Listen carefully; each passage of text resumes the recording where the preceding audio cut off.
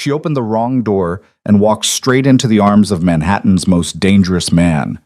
What started as a drunken mistake on the worst night of her life became something no one could have predicted. Not the betrayal that shattered her heart, not the storm raging outside, and definitely not the cold-eyed stranger who should have destroyed her but chose protection instead. One wrong turn, one stolen night, and a mafia boss who doesn't let anyone go. Stay with me until the end. Hit that like button and drop a comment telling me what city you're watching from so I can see how far this story travels. The rain hit Manhattan like punishment. Lena Hart stumbled through the lobby of the Crimson Tower, mascara streaking down her face, her dress clinging to her body from the downpour. She could barely see straight. The champagne she'd stolen from the engagement party, someone else's engagement party, because apparently her boyfriend had been planning one too, just not with her, sloshed in her mostly empty stomach. 3 years. 3 years she'd given Marcus, and he'd spent the last 6 months screwing his coworker while Lena worked late on design projects to help pay for their rent. She'd found out tonight when she'd shown up early to surprise him at the office party. Surprise. The elevator doors opened with a soft chime that felt too cheerful for the moment. Lena stepped inside, squinting at the panel. Marcus's friend James had given her a keycard to crash in his suite for the night. He was out of town, felt bad for her, the usual pity routine. 23rd floor, he'd said. Or was it 25th? She jabbed the button for 25. Close enough. The elevator climbed while Lena's stomach dropped. She'd left everything. Her keys were in Marcus's apartment. Her dignity was somewhere on the floor of that conference room where she'd watched him kiss someone else against the window. Her self-respect had probably checked out 6 months ago when she'd ignored the late nights and the distant looks. The doors opened. She stepped into the hallway, which was too quiet, too elegant. The carpet was thicker here. The sconces were actual crystal. James was a junior analyst. This didn't match his pay grade, but Lena's brain was too soaked in alcohol and heartbreak to process the warning signs. She found suite 2507 and pressed the keycard against the lock. Green light. Click. Thank God. She pushed inside, letting the door fall shut behind her, and immediately kicked off her heels. The suite was dark, except for the city lights filtering through floor-to-ceiling windows. She could see the outline of expensive furniture, the kind of space that cost more per night than she made in a month. Lena dropped her purse on the entry table and wandered toward what she assumed was the bedroom, peeling off her soaked cardigan. All she wanted was to fall into bed and let unconsciousness erase the last 4 hours. She found the bedroom, found the bed, didn't bother turning on the lights. She collapsed face first onto the mattress with a sound that was half sob, half groan. The sheets smelled incredible, expensive, like cedar, and something darker she couldn't name. James definitely had better taste than she'd given him credit for. Or maybe hotel suites at this level just came with premium everything. Lena rolled onto her back, staring at the dark ceiling. "You're a goddamn idiot," she whispered to herself. Not Marcus. Her. For believing it would last. For thinking she was enough. She closed her eyes. Sleep didn't come, but the room started spinning in a way that suggested she'd be regretting the champagne in about 4 hours. She lay there, suspended in that awful space between drunk and devastated, where everything hurt but nothing felt real. That's when she heard it. Water running. A shower. Lena's eyes snapped open. Her brain, sluggish and soaked in alcohol, tried to make sense of the sound. James was supposed to be in Chicago. He'd said so. He'd given her the keycard specifically because he wouldn't be here. Maybe he'd come back early? She should probably leave, or at least announce herself, something. But her body felt like it weighed 1,000 pounds, and her pride was already in pieces on the floor. What was one more humiliation? She'd just apologize, grab her shoes, and find literally anywhere else to sleep. A bench, the subway, a dumpster, the water shut off. Lena sat up slowly, trying to organize her thoughts into something resembling a plan. She'd say sorry. She'd explain about the keycard. She'd leave. Simple. The bathroom door opened. A man stepped out, backlit by the bathroom light, wearing nothing but a towel around his waist. And Lena's alcohol-soaked brain registered 3 things in rapid succession. 1, this was definitely not James. 2, this man was built like violence, and money had a child and raised it on pure intimidation. 3, she was absolutely in the wrong room. "Who the hell are you?" His voice was low, controlled, and colder than the rain outside. Lena's mouth opened. Nothing came out. He didn't move towards her, but his posture shifted. Weight forward, ready. Even half naked and dripping wet, he looked like a threat. Dark hair slicked back, sharp features that would have been handsome if they weren't arranged in an expression of lethal calculation, and eyes that caught the city light and turned it into something predatory. "I asked you a question." He took a step forward. Lena scrambled backward on the bed, words finally unsticking from her throat. I'm sorry. Wrong room. I have a key card, I thought.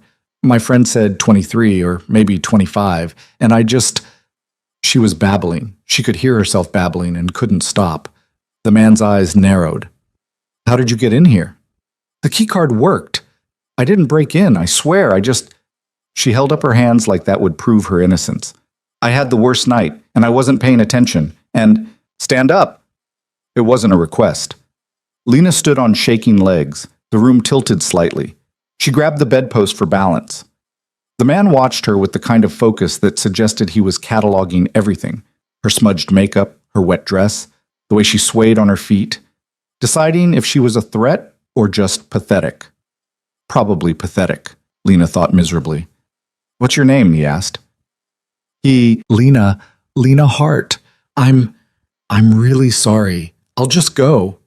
She moved toward where she thought she'd dropped her shoes, but the room's geography had gotten confused somewhere between the champagne and the panic. "Stop moving." She froze. He walked past her, giving her a wide berth she noticed, and went to the nightstand, picked up his phone, made a call. "Vincent, Sweet's been compromised. No, she's..." He glanced at Lena, and his expression shifted into something that might have been amusement if it weren't so sharp. "She's drunk and claims she has a key card. Check the system. 2507. Silence while he listened. Lena wanted to melt into the floor. This was worse than finding Marcus. This was worse than anything. She'd broken into someone's room, someone who clearly had the kind of money that came with private security and phone calls to people named Vincent. "Interesting," the man said into the phone. He was looking at Lena again. "No, I'll handle it." He hung up. "Sit down before you fall down," he said. Lena sat. Not on the bed. She had enough sense left to know that would be weird, but on the chair near the window. Her legs felt like water. The man disappeared back into the bathroom, returned a minute later wearing black pants and a white shirt he didn't bother buttoning, like modesty was optional when you had that much presence. "Your friend," he said, leaning against the dresser, arms crossed. "James, junior analyst at Sterling and Cross?" Lena nodded. "He gave you a key card to suite 2307. You're in 2507. Oh God. 2 floors up," she whispered. "I hit the wrong button." Apparently. "I'm so sorry. I'll leave right now. She stood again, too fast. The room did a slow spin. She sat back down hard. The man was silent for a long moment. Then he walked to the minibar, pulled out a bottle of water and handed it to her. Lena stared at it. "Drink," he said, "before you make yourself sick on my carpet." She took the bottle with shaking hands and drank. The water was cold and helped clear some of the fog. Not much, but some. "How did you get past hotel security looking like that?" he asked. Lena glanced down at herself. Right. Soaked dress, ruined makeup, no shoes. She looked like she'd crawled out of a river. "I think they felt sorry for me," she admitted. Why? The question was too direct to dodge. And maybe it was the alcohol, or the fact that this night couldn't possibly get worse, but Lena answered honestly. "Caught my boyfriend cheating. Showed up to what I thought was his office party. Turned out to be his engagement party." She laughed, sharp and bitter. "To someone else." The man's expression didn't change, but something flickered in his eyes. Not sympathy, more like recognition. "So you got drunk and broke into a stranger's hotel room," he said. "I didn't break in. The keycard worked." "Because you hit the wrong floor." "Yes." "After getting drunk at your ex-boyfriend's engagement party." I didn't know it was..." Lena pressed her palms against her eyes. "Can we just skip to the part where you call security and have me arrested? I'm too tired for the recap." "I'm not calling security." She looked up. "What?" The man pushed off the dresser and walked to the window, looking out at the storm. Rain lashed against the glass in sheets. "It's past midnight. The storm's not stopping anytime soon, and you're in no condition to go anywhere." Lena's brain struggled to process this. "So, what?" You're just going to let me stay? In the guest room. He turned back to face her. You sleep it off. In the morning you leave. We forget this happened. This had to be a trick. Or a hallucination. Men who looked like walking danger didn't just offer drunk strangers a place to sleep. Why? She asked. His jaw tightened. For the first time, he looked away. Because I've had nights like yours. Different circumstances. Same feeling. The honesty surprised her more than anything else he'd done. I don't even know your name, Lena said quietly. He met her eyes again, held them, and she realized his weren't just dark. They were the color of smoke, gray with shadows in them. Dante, he said finally. Dante Moretti. The name tickled something in the back of her mind, but the champagne had turned her memory into Swiss cheese. Thank you, Dante, she said, for not, having me arrested or murdered. His mouth twitched. It might have been a smile. The night's young. He showed her to the guest room, which was nicer than her entire apartment, and pointed out the bathroom, the towels, the robe hanging on the door. Lock the door if it makes you feel safer, he said. I'll be in the living room if you need anything. Lena nodded, suddenly exhausted down to her bones. Dante turned to leave, then paused at the doorway. Lena. Yeah? Whatever he did, whoever he chose, that's about him, not you. The words hit harder than they should have. She nodded, not trusting herself to speak.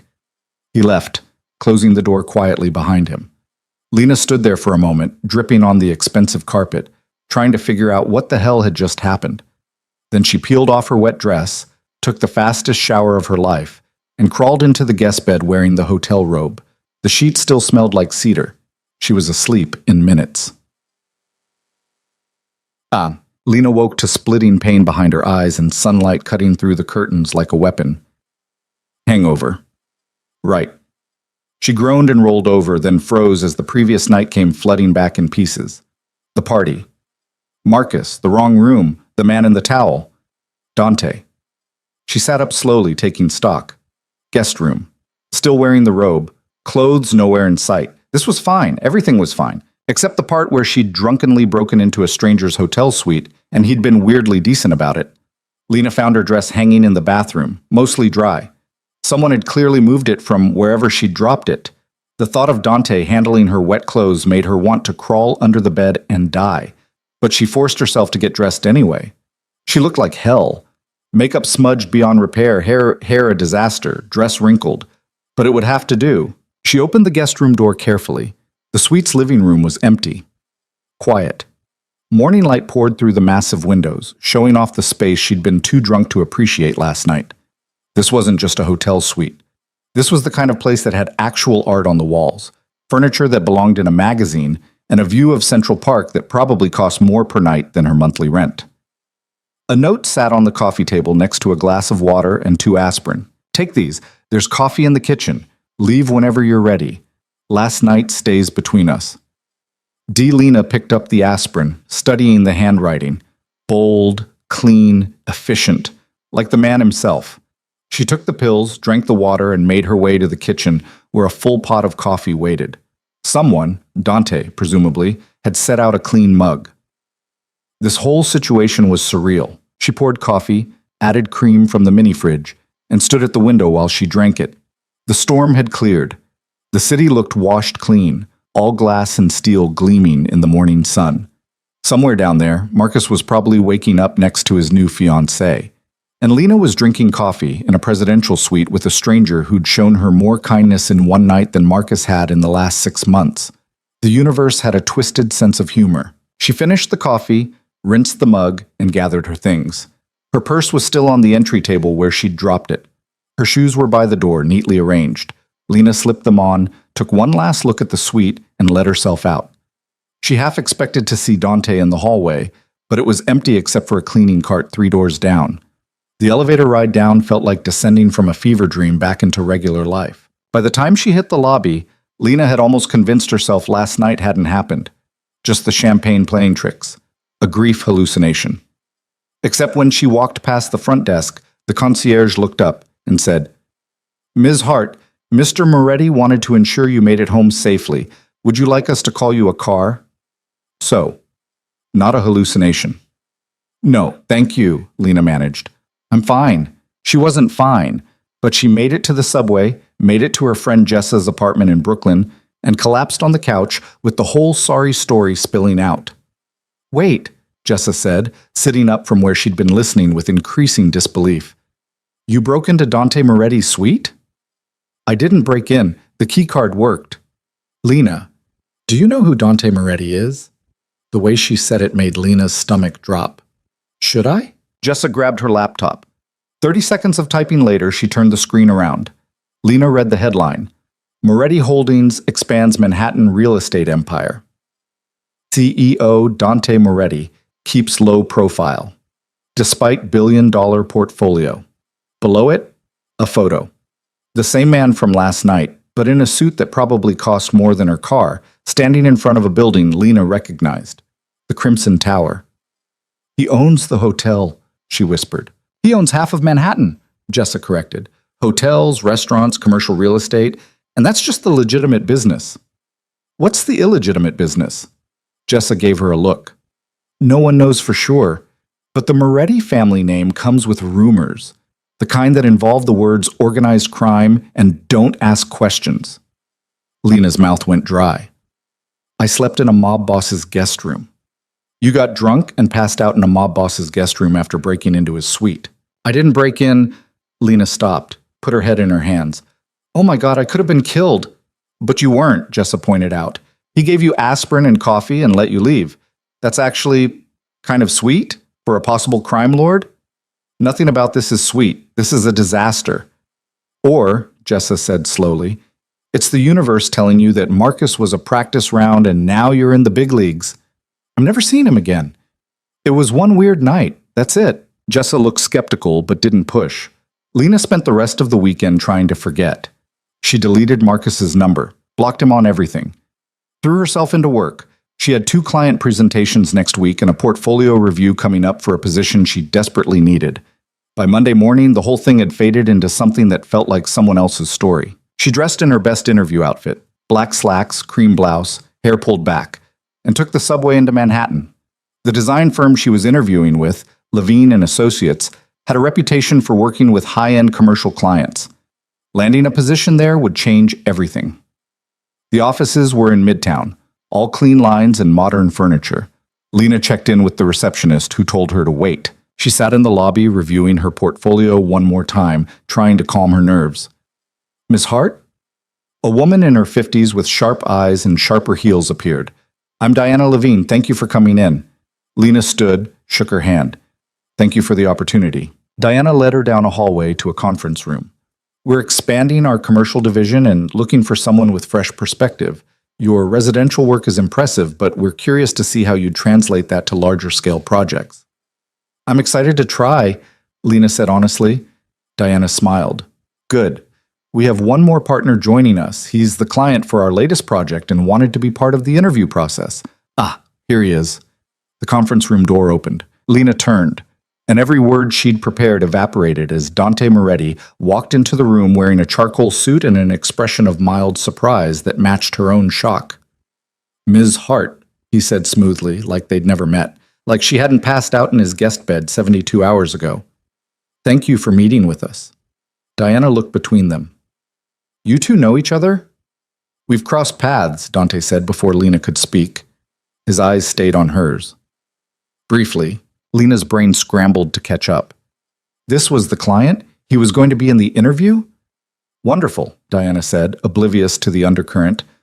Dante's invested in our firm's expansion and has a project that needs the right creative eye. Shall we begin? Lena nodded, not trusting her voice.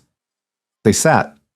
Diana pulled up the project brief on the screen, a full redesign of a presidential suite in a luxury hotel, the presidential suite at the Crimson Tower.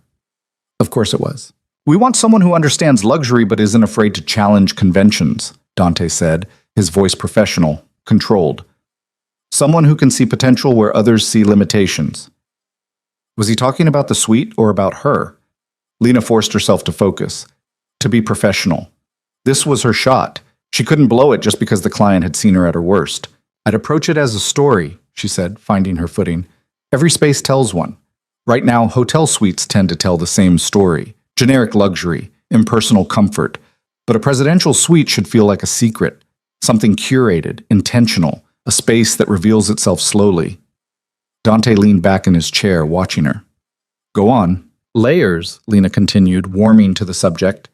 Texture, light, pieces that have history. Not just expensive, meaningful. A room that feels like it's been waiting for you specifically. How would you start? Diana asked. By understanding who uses the space, what they need from it, what they're running from or toward. Lena met Dante's eyes. Sometimes people need a space that feels like protection. Sometimes they need one that feels like possibility. Something flickered across his expression. Too fast to name. The interview continued for another 30 minutes. Lena presented her portfolio, answered questions about timelines and budgets and creative process. Diana seemed impressed. Dante stayed mostly quiet, asking occasional questions that felt like tests. Finally, Diana stood. Thank you, Ms. Hart. We have 2 more candidates to meet with, but we'll be in touch by end of week. Lena shook her hand, gathered her things. Dante walked them to the door. I'll see you out, he told Diana. I want to discuss the timeline. Diana nodded and headed back down the hall, leaving Lena and Dante alone in the corridor. You could have warned me, Lena said quietly. How? You left before I woke up. His voice was even, but his eyes had that sharp focus again. And you didn't leave a number. I didn't think I'd need to. You said we'd forget it happened. I meant I wouldn't tell anyone you broke into my room. I didn't say I'd forget you. The words hung between them. 2 waited for a hallway conversation. Mr. Moretti. Dante. This is a professional situation. We can't. I know. He stepped closer, not invading her space, but close enough that she could smell cedar again. That's why I stayed quiet. Diana doesn't know about that night. No one does. This is a legitimate interview for a real position. Then why are you here? Because it's my project, my hotel, my suite. His mouth curved slightly. And maybe because I was curious if you'd show up. Lena's heart was doing something complicated in her chest. I need this job. I know. So if this is some kind of game, it's not. Dante's voice went serious. You're talented. Your portfolio proves it.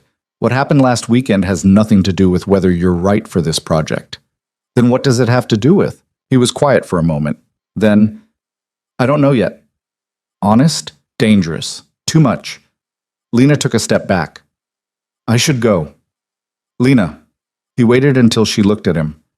If we hire you, I'll be professional. I promise. And if you don't hire me, then I'll still be professional. His eyes held hers. But I'll regret it. She left before she could do something stupid like believe him. Patouin.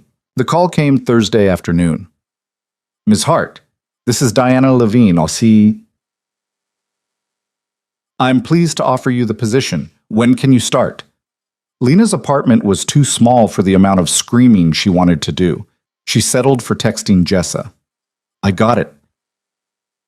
The response came back immediately. The hotel job?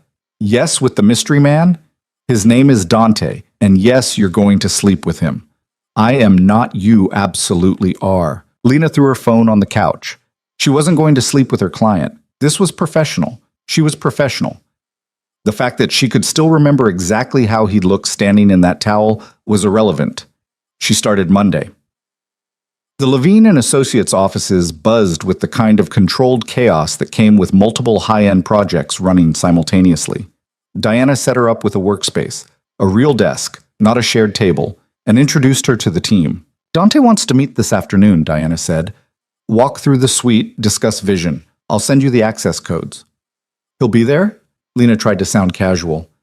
It's his hotel. He's very involved in the details. Diana smiled. Don't worry. He's demanding but fair, and he clearly respects your work. Lena spent the morning reviewing the existing suite plans, making notes, sketching ideas. By the time 2 o'clock rolled around, she'd convinced herself she could handle this. She was wrong. The moment she stepped into suite 2507, the same suite she'd stumbled into drunk and heartbroken, every professional intention she'd had scattered like leaves. Dante was standing at the window, phone to his ear, speaking in rapid Italian. He turned when she entered, held up one finger. Wait. Lena waited, looked around. The space was elegant but cold in daylight, beautiful in the way expensive things often were, impressive but distant. No personality, no warmth. She could fix that. Dante ended his call. "You're on time." "You sound surprised." "Most people aren't." He pocketed his phone. "What do you think?" Lena walked slowly through the space, running her hand along the back of the sofa, studying the light, the bones of the room. "It's beautiful, but it doesn't feel like anyone lives here." "No one does. It's a hotel.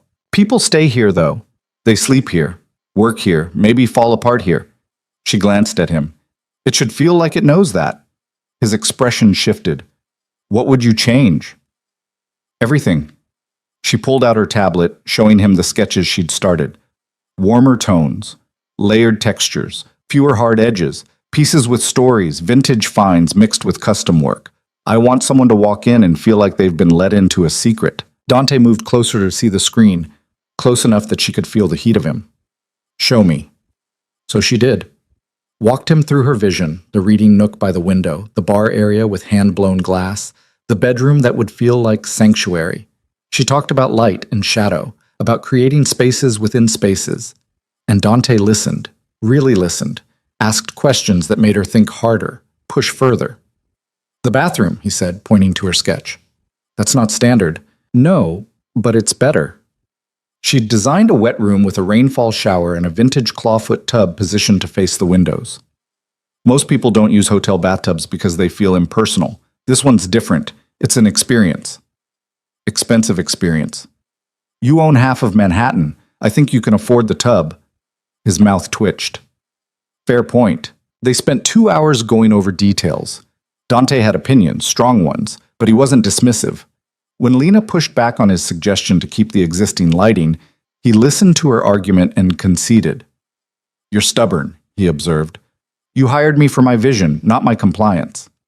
"I hired you because you understand that spaces are emotional, not just functional." The honesty surprised her. "Is that why you wanted someone new, instead of using your usual designers?" Dante was quiet for a moment, looking around the suite. "This room has history for me. I wanted someone who could see it fresh, without assumptions." Lena thought about the night they'd met, about finding him here, in this space. What kind of history? The complicated kind. He met her eyes. Not ready to share that story yet.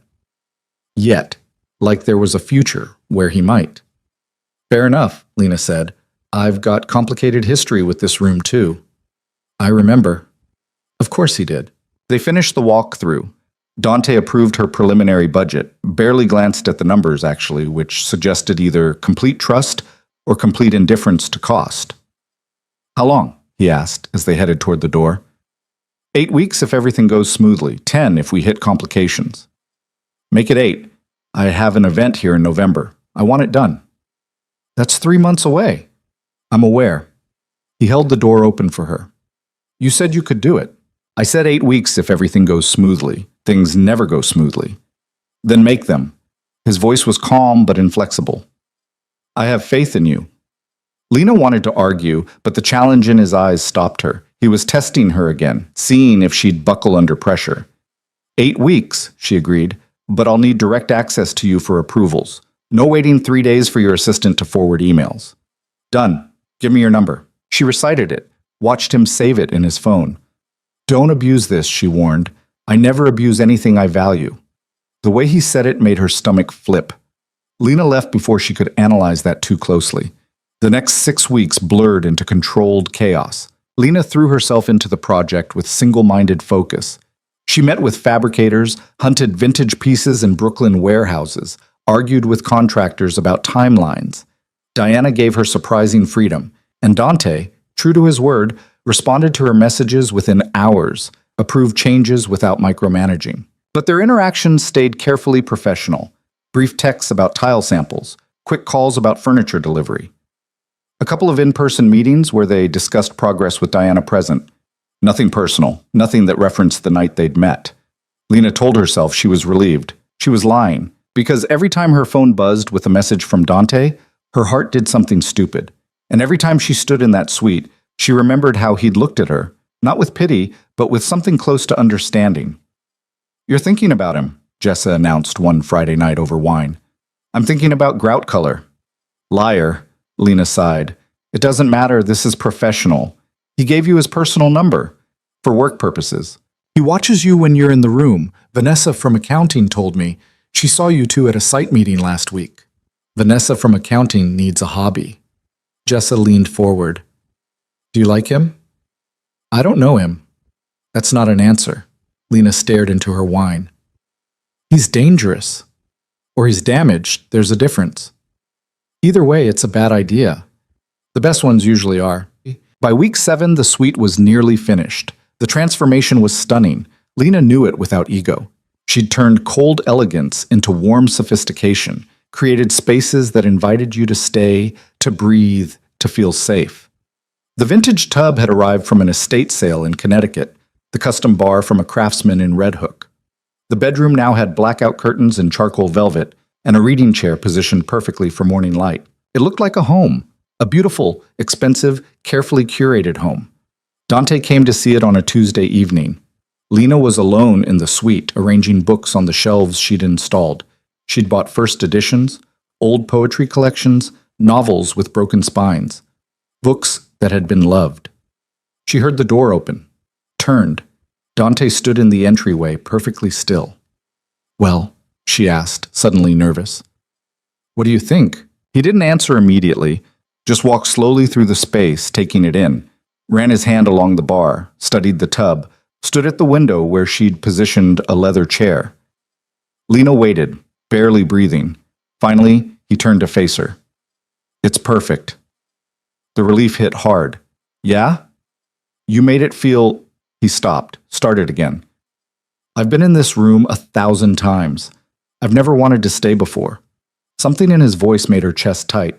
That was the goal, she said quietly. Dante crossed to where she stood by the bookshelf, picked up one of the volumes she'd chosen, Neruda, the spine worn soft. You read Spanish? He asked. No, but I liked the way it felt in my hands. Old things have weight. He set the book down carefully. You see things other people miss. Or I'm just good at faking it. You don't fake anything. His eyes found hers. It's one of the things He stopped. One of the things that makes you good at this. What had he almost said? Lena didn't ask. There's still punch list items, she said, retreating to safer ground. Final walkthrough next week. Diana wants to schedule the photography for... Have dinner with me. The words landed like a door slamming. Lena stared at him. What? Dinner. Tomorrow night, to celebrate the project. That's not... We can't... Why not? Because you're the client. Because this is professional. Because you're scared, Dante finished. I'm not scared. Then have dinner with me. Her heart was pounding. This is a terrible idea. Probably. He didn't move closer, but his focus was absolute. But I'm asking anyway. Lena should say no. Every rational part of her brain was screaming it. One dinner, she heard herself say. That's it? His smile was slow and devastating.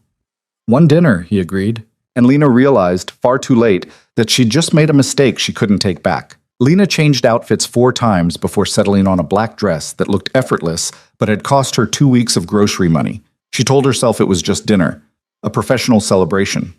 Nothing more. Jessa, sprawled on her bed watching the wardrobe crisis unfold, wasn't buying it. You're wearing the good underwear, she observed. I always wear good underwear. Those are from the set you bought for Marcus's birthday. The one you never gave him because you found out he was screwing Jennifer for marketing. Lena threw a shoe at her. Jessa dodged, laughing. I'm making a point, Lena said, that I've moved on, that I'm not some pathetic woman who falls apart over a cheating ex. By having dinner with a maybe mob boss? He's a real estate developer, with rumored mafia connections. Rumored, not confirmed. Lena checked her reflection one more time. The dress hit right above the knee, elegant without trying too hard. Her hair fell in loose waves that had taken 40 minutes and 3 YouTube tutorials to achieve. It's one dinner. Famous last words. The restaurant Dante had chosen was in the West Village, the kind of place without a sign on the door. Lena gave her name to the host, who led her through a dimly lit space filled with quiet conversation and the smell of fresh bread and wine. Dante was already there, standing when she approached. He wore a navy suit without a tie, the collar of his shirt open. He looked like money, and danger had reached a gentleman's agreement. "You're early," Lena said. "I'm always early. You're on time." He held her chair. "I wasn't sure you'd show." "I said I would. People say a lot of things." The waiter appeared with water and menus. Dante ordered wine in Italian, consulting her with a look. She nodded, not trusting herself to parse a wine list in her current state of nerves. When they were alone again, Dante leaned back in his chair, studying her. "You're nervous." "I'm not. Your left hand is fidgeting with your bracelet. You've done it 3 times since you sat down." Lena stilled her hand. "Maybe I'm just particular about my jewelry." His mouth curved. "Maybe." The wine arrived. Lena took a sip. It was excellent, smooth and dry, with notes of something she couldn't name. Probably cost more than her rent. "So," she said, needing to break the silence, "tell me about the event. The one in November." "It's a gala, fundraiser for a local youth center." Dante swirled his wine, watching the legs run down the glass. "We do it every year. High-profile donors, press, the usual circus." "And you want it in the new suite?" "I want to show it off, prove that the Crimson Tower isn't just another luxury hotel." He met her eyes. "That it has vision." "No pressure." "You can handle pressure. I've seen you argue with contractors twice your size about tile placement." Lena felt heat creep up her neck. "You were watching that?" "I was passing by. You told the guy from Queens that his installation method was amateur hour, and if he didn't fix it, you'd find someone who graduated kindergarten. He was doing it wrong. He was terrified." "Good. Fear motivates quality." Dante laughed, a real laugh, not the controlled version she'd heard before. The sound did something dangerous to her composure. The food arrived in courses, each one more beautiful than the last. They talked about the project, about design philosophy, about how spaces shaped behavior. Dante had opinions on architecture that surprised her. He understood how rooms made people feel, how light and proportion created emotion. "You think about this a lot," Lena observed, cutting into perfectly cooked lamb. "I collect buildings. I should understand what makes them work." He paused.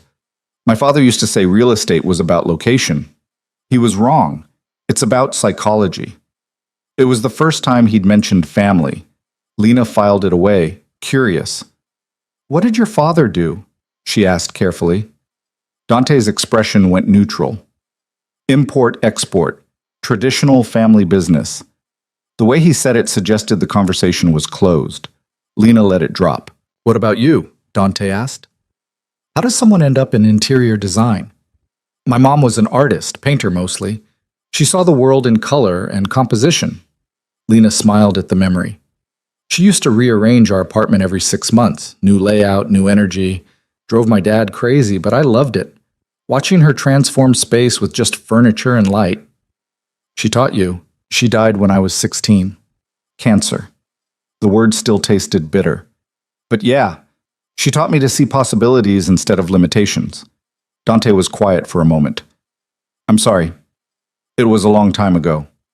Lena took another sip of wine. "What about your family? Any interior designers in the Moretti lineage?" "My mother liked beautiful things. She had excellent taste and terrible judgment in men." Past tense. Lena noted it, but didn't push. "My father," Dante continued, "believed function was all that mattered. A room was a room, 4 walls and a purpose." "You disagree." "I think you missed the point of living." Dante's voice was careful, controlled. "Survival isn't the same as life." There was weight in those words. History. Lena recognized the shape of old pain even if she couldn't see the details. "Is that why you wanted the suite redesigned?" she asked. "To prove he was wrong?" Dante met her eyes. "Maybe I wanted to see if someone could take a room I'd been avoiding and turn it into something I couldn't stay away from." The air between them shifted, got thicker. "Did it work?" Lena asked quietly. "You tell me." She should look away, make a joke, change the subject. Instead, she held his gaze and said, "I think you're harder to read than any room I've designed." "Good. I prefer it that way." "Why?" "Because the moment someone can read you is the moment they can use you." Lena set down her wine glass. "That's a lonely way to live." "It's a safe way to live." "Are those the same thing?" Dante didn't answer, just watched her with those smoke-gray eyes that gave nothing away. The waiter cleared their plates, offered dessert. Dante ordered something chocolate without consulting the menu, and Lena realized he'd been here before. Probably many times. This was his territory, his comfort zone. She was the variable. "Can I ask you something?" Lena said when they were alone again. "You can ask. I might not answer." "That night, the night I stumbled into your room, you could have thrown me out, had me arrested. Instead, you let me stay." She leaned forward slightly. "Why?" Dante was silent for a long moment. His fingers traced the stem of his wine glass, a rare tell of discomfort. "I told you," he said finally. "I recognized the feeling." "What feeling?" "Being in the wrong place at the worst possible moment and needing someone to see you as human instead of a problem." The honesty caught her off guard. "When did that happen to you?" "Long time ago. Different circumstances." He looked up, and something in his expression had shifted, less guarded. "I was 17. My father had just died. There were people at the funeral who'd pretended to be friends, but were really circling like vultures, waiting to see if I'd be weak." "Were you?" "For about 10 minutes. Then I learned that weakness gets you killed in my world." Lena's chest tightened. "That's a lot of pressure for a 17-year-old. I had good teachers. Most of them taught me what not to do." Dante's mouth twisted. "But there was one man, my father's lawyer. He pulled me aside at the reception, told me I didn't have to pretend. That grief was human, not weakness. He gave me somewhere to go that night when I couldn't stand being in that house with all those fake mourners." He sounds kind. "He was murdered 6 months later. Wrong place, wrong time. Caught in crossfire that had nothing to do with him." The words landed heavy. Lena reached across the table without thinking, covering his hand with hers. "I'm sorry." Dante looked at their joined hands, didn't pull away. "You remind me of him sometimes, the way you see people." "How's that?" "Like we're more than the worst thing we've done." Lena's throat felt tight. "Aren't we?" "I don't know yet." Dessert arrived. Molten chocolate cake with espresso ice cream. They shared it, the conversation shifting to lighter topics. Books they'd read, films they'd argued about with friends. Dante, it turned out, had terrible taste in movies. Action films with impossible physics and plots held together by duct tape and ego. "You cannot seriously think that car chase was realistic," Lena said, laughing. "I don't care if it's realistic. I care if it's entertaining." It was ridiculous. Entertainment often is. He stole the last bite of ice cream off her spoon. "You're a snob." "I have standards." "Same thing." They argued about it all the way through coffee, and Lena realized she was enjoying herself, really enjoying herself. Not performing or pretending, just existing in the moment with someone who made her think and laugh and forget to be careful. Dangerous. When the check came, Dante didn't let her see it. Just handed over a black card and signed the receipt without looking at the total. "Thank you for dinner," Lena said as they stepped outside. The village was alive with evening foot traffic, couples strolling past galleries, groups laughing outside bars. "Thank you for coming." Dante's hand settled on the small of her back, guiding her away from a bike messenger who blew past too close. The touch was brief but electric. They walked in comfortable silence for a block. Then Dante said, "Can I ask you something now?" "Fair's fair." "That night, the boyfriend. Do you still think about him?" Lena considered lying, decided against it. "Sometimes, not because I miss him, because I'm angry at myself for not seeing it sooner." "That's not your fault." "Isn't it?" "I ignored signs, convinced myself everything was fine when it clearly wasn't. People believe what they need to believe to survive." Dante stopped walking, turned to face her. "He made a choice. He's the one who failed, not you." The words echoed what he'd said that first night. Lena wondered how many times he'd had to tell himself the same thing about different betrayals. "Do you believe that?" she asked. "Or just say it?" "I'm working on believing it." Honest again. It was becoming a pattern. A car pulled up to the curb. Sleek, black, expensive. The driver got out, nodded at Dante. "That's my ride," Dante said. "Can I drop you somewhere?" Lena should say no. Should take the subway back to Brooklyn like a normal person. Should put distance between herself and whatever this was becoming. "Okay," she said instead. The car was exactly what she expected. Leather interior, tinted windows, the faint smell of expensive cologne. The driver knew where to go without being told, which meant Dante had planned this, had known she'd say yes. The confidence should have annoyed her. Instead, it made her pulse quicken. They didn't talk during the drive, just sat in charged silence while the city slid past outside. When they pulled up to Jessa's building in Brooklyn, Dante walked her to the door. "I had a good time," Lena said, suddenly awkward, like she was 18 again and didn't know how dates ended. "So did I." Dante stepped closer, not touching, but close enough that she had to tilt her head back to meet his eyes. "I want to see you again. We have the final walkthrough next week." "I don't mean professionally." Her heart was doing that complicated thing again. "Dante, I know all the reasons this is a bad idea," he said quietly. "I've listed them, repeatedly. To myself, to my better judgment, to every rational thought I have.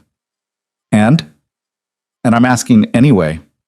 Lena should be smart, should protect herself, should remember that men like Dante Moretti came with complications she couldn't begin to untangle." "One more dinner," she heard herself say. His smile was slow and certain. "One more." He kissed her hand, old-fashioned, deliberate, and walked back to the car. Lena stood on the sidewalk watching the taillights disappear, her hand still warm where his lips had touched. She was in trouble. The final walkthrough happened on a Wednesday morning with Diana present, which meant Lena and Dante kept everything scrupulously professional. They reviewed punch list items, discussed the photography schedule, approved final invoices. Diana was thrilled. "This is going to be the crown jewel of our portfolio. Lena, you've outdone yourself." "Thank you." Lena tried not to look at Dante, who was leaning against the bar looking unfairly good in a charcoal suit. "The gala's in 3 weeks," Diana continued. "We'll have everything photographed before then. Lena, I'd like you at the event. Good networking opportunity, and you should see the space in action." Lena's stomach flipped. "Of course." After Diana left, Dante crossed to where Lena stood reviewing her tablet. "So I'll see you at the gala," he said. "Apparently. Wear something that makes you feel powerful." "I always do." His smile was brief but genuine. "I know." The second dinner happened 3 days later at a small Italian place in Brooklyn that Dante claimed made the best ossobuco outside of Milan. They argued about art. Dante liked modernism, Lena preferred impressionism, and discovered they both had a weakness for old noir films. "The third man," Dante said, stealing one of her muscles. "Best ending in cinema." "Casablanca." "Predictable." "Classic." Same thing. They were easier with each other now. The careful distance from the first dinner had dissolved into something more natural. Dante told her about a restaurant renovation he was planning in Tribeca. Lena confessed she'd started sketching ideas for her own design studio someday. "You should do it," Dante said.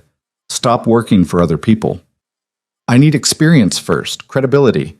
You have talent, that's all the credibility you need." Says the man who inherited an empire. Dante's expression shifted. "I inherited debt and enemies. The empire I built myself." The edge in his voice told her she'd hit something tender. "I'm sorry, I didn't mean..." "It's fine." He forced his shoulders to relax. "People make assumptions. It's easier than asking questions." "Then I'm asking, what really happened when your father died?" Dante was quiet for a long moment, staring at his wine. When he spoke, his voice was careful, controlled. "My father was a complicated man. He built something powerful, but he also made enemies. When he died, those enemies thought they could take what he'd built." Dante met her eyes. "I proved them wrong." "How?" "By being more ruthless than they expected from a 17-year-old kid." The words hung between them. Lena should be scared, should recognize the warning signs. Instead, she just felt sad for the boy who'd had to become dangerous to survive. "Do you regret it?" she asked quietly. "Regret what? Surviving? Becoming what you had to become." Dante's jaw tightened. "Every day. But regret doesn't change the past. It just makes the present heavier." Lena reached across the table again, the gesture becoming familiar. "You're not what people think you are." "Yes, I am. I'm exactly that." He turned his hand over, lacing his fingers through hers. "But maybe with you, I could be something else, too." The admission cost him. She could see it in the tension around his eyes. "What do you want to be?" she asked. "I don't know yet. Someone who doesn't have to calculate risk every time he cares about something. That sounds exhausting. It is. They finished dinner and walked along the waterfront, the Manhattan skyline bright across the water. Dante told her about growing up in Little Italy, back when it still felt like a neighborhood. Lena talked about her mom's art studio, the smell of oil paints and turpentine that meant home. When Dante's car dropped her off that night, he walked her up again. Stood closer this time. "I want to kiss you," he said. Direct. No games. Lena's pulse jumped. "That's probably a bad idea." "Probably. We're still technically working together.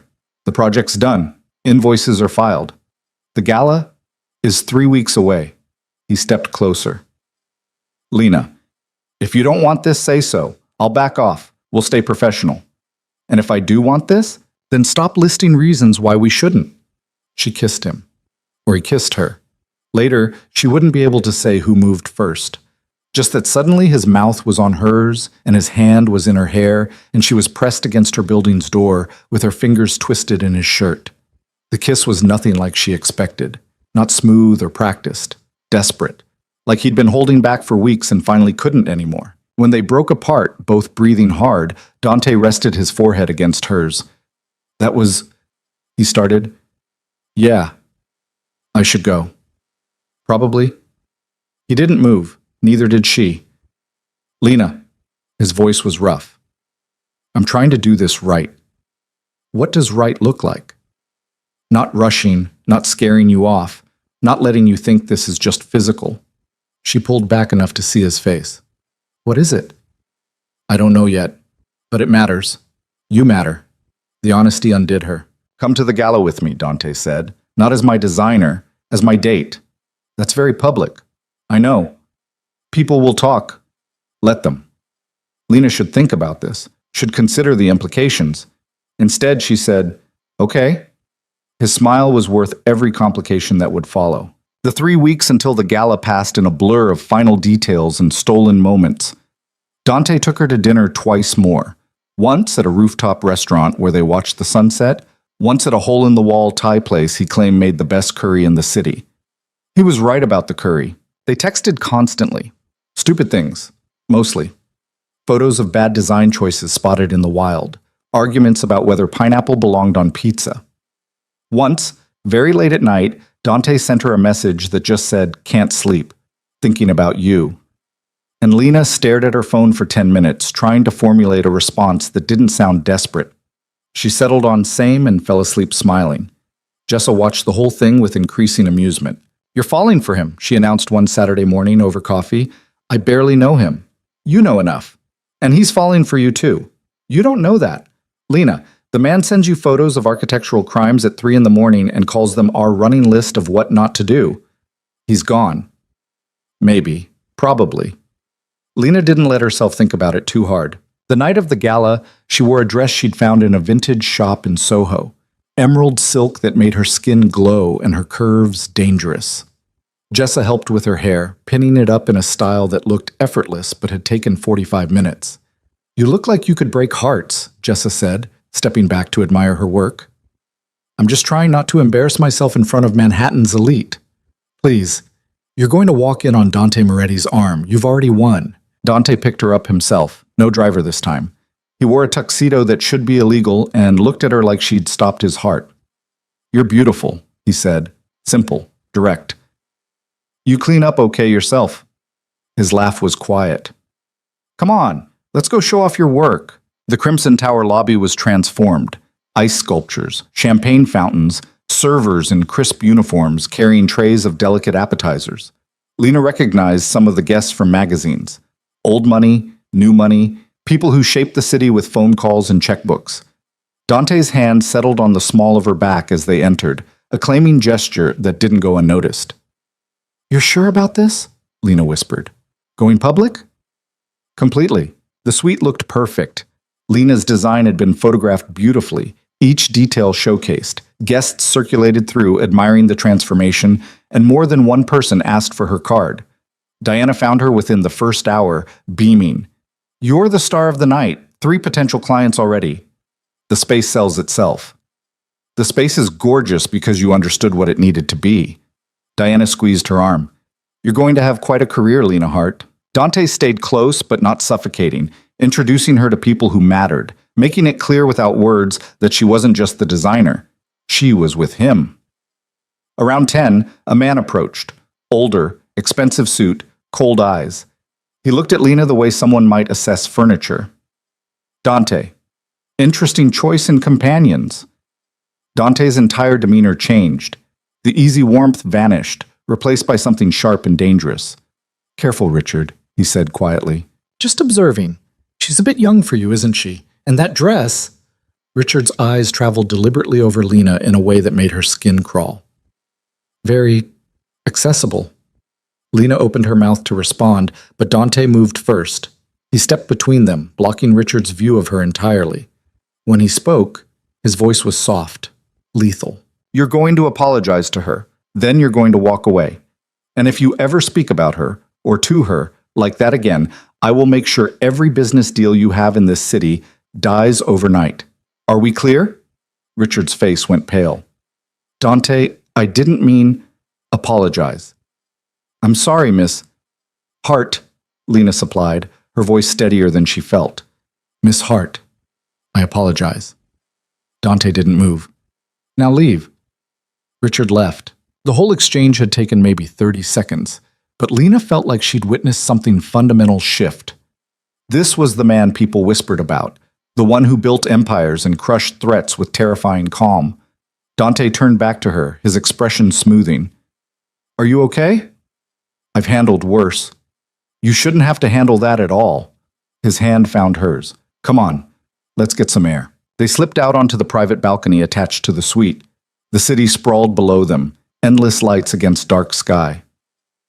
I'm sorry, Dante said after a moment. For what? You defended me. For bringing you into this. For exposing you to men like Richard. Lena turned to face him. I chose to come tonight. I chose to be here with you. Lena, no. Listen. She stepped closer.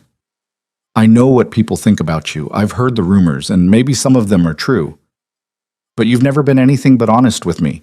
You've never made me feel small or used or stupid. So whatever happened back there, that wasn't about you. That was about him being an asshole. Dante's eyes searched hers. You're not scared? Of you? No. You should be. You, why? Because you protect people you care about? Because you don't let men treat women like objects? She touched his face. That doesn't scare me. That makes me trust you more. He caught her hand, pressed a kiss to her palm. You're too good for this world. I'm exactly right for it, and maybe for you too.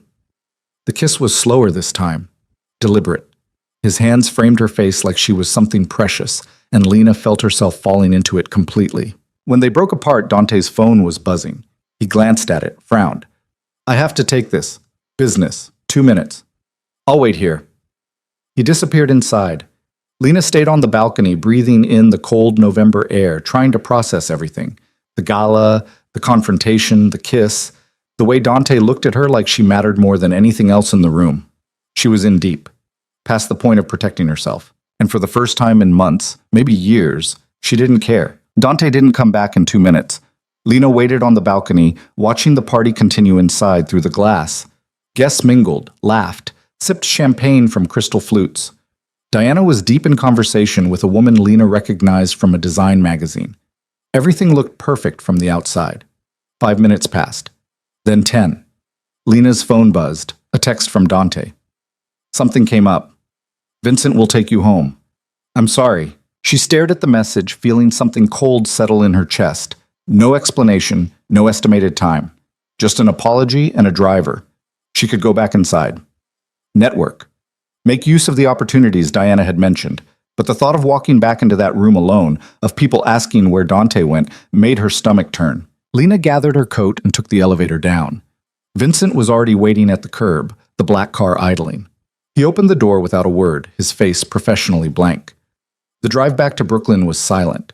Lena kept checking her phone. No follow-up message, no call. By the time she got home, the cold feeling had spread. She told herself she was overreacting. Business emergencies happened. Dante ran an empire. Of course, things came up, but he'd left without a word. without even coming back to the balcony to tell her himself. Jessa was still up, watching TV in pajamas. She took one look at Lena's face and muted the sound. What happened? Nothing. Everything was fine, and then he got a call and disappeared. Lena kicked off her heels. Sent his driver to take me home. Did he say why? Just that something came up. Lena sank onto the couch. I'm being stupid, right? This is normal. People have emergencies. Jessa's expression was careful. It's normal for emergencies to happen. It's less normal to send someone home without explanation when you brought them as your date. Maybe it was serious. Maybe he couldn't. Lena. Jessa took her hand. I'm not saying he's a bad guy. I'm saying you deserve better than being left on a balcony wondering what you did wrong. I don't think I did anything wrong. Then why are you making excuses for him? Lena didn't have an answer for that. She changed out of the emerald dress, scrubbed off her makeup, and tried to sleep. Her phone stayed silent. By morning, she'd convinced herself it was fine, a one-time thing. Dante would explain when he called. He didn't call. 3 days passed. No messages, no explanation, just silence where there'd been constant contact before. Lena told herself not to reach out first, that if he wanted to talk, he would, that she wasn't going to chase someone who'd made her feel like she mattered, and then vanished. On the 4th day, Diana called. Lena, I have exciting news. We're being featured in Metropolitan Design next month. They want to interview you about the Crimson Tower suite. That's amazing. There's more. I got a call from a developer in Chicago. He saw the gala photos online and wants to discuss a hotel redesign, potentially a whole chain. Diana's voice pitched higher with excitement. This could be huge for you.